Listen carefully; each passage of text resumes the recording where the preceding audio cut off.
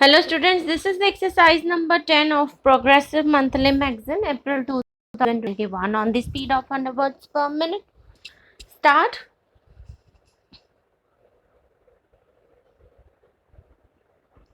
Only a fraction of the cultivated area is at present irrigated. You, Mr. President, have remarked that we can double the acreage under irrigation so that cropping can be extended. The amount of land available is fixed, but the pressure on the available land is steadily increasing. There is no alternative. Therefore, to increasing the efficiency of land utilization and getting higher productivity per acre, irrigation is one means towards this end. It is important that we utilize fully and rapidly such irrigation potential as has been already created. I think this requires much closer association than is generally found between the irrigation engineer, the agronomist, and the farm extension worker. Planning for the utilization of water must commence at the time an irrigation project is conceived. It cannot be left to be taken up when construction is advanced or after storage has been completed. I have been heartened to hear of the good work which has been done in the Kosi area.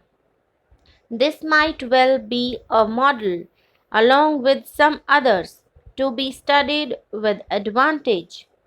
India already has what is said to be the largest irrigation system in the world, but I am told that our water management system could be greatly improved. Irrigation can be wasteful, and irrigation without drainage can cause damage.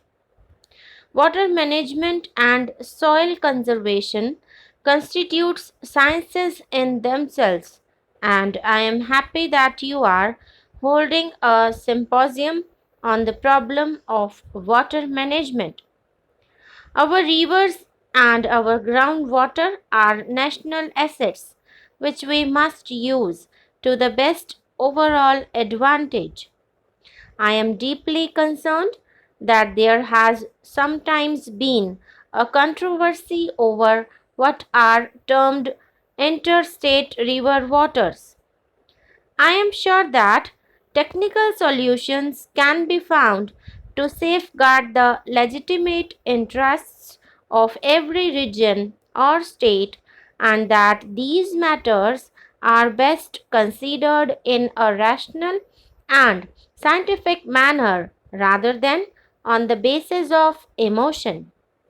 There is one other aspect, perhaps not directly related to your conference, on which I should like to touch. The development of irrigation, especially in arid tracts, is often a starting point of an economic and social revolution. It demands more attractive power and creates new demands for roads, markets, and processing and storage facilities. The stimulus which irrigation provides to agriculture also generates new and additional incomes, much of which are invested in the facilities earlier described. A part of it also goes into village improvement schemes, the renovation and modernization of individual homes, the paving of streets, the digging of wells, and so on. I believe this kind of development offers an unrivaled opportunity to promote a new village movement.